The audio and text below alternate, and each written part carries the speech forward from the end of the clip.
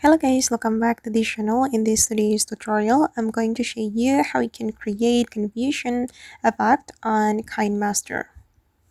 Okay, let's get into it guys. I have created a project on my Kinemaster application and I'm going to create confusion effect for this video. If you want to create that effect, we need to go to the effect menu on the Kinemaster. You can access the effect menu by clicking on this layer first, and then you're going to go to the effect. And to create the confusion effect, I recommend you choose like the shake effect. You can either choose the horror shake effect or shake effect. It's up to you.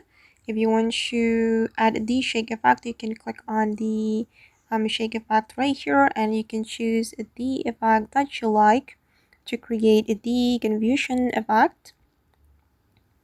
And for example, I'm just going to use the horror shake effect. Wait, I'm going to delete the effect. Wait guys. Okay, I'm just going to select this one. I'm going to apply this effect to my video.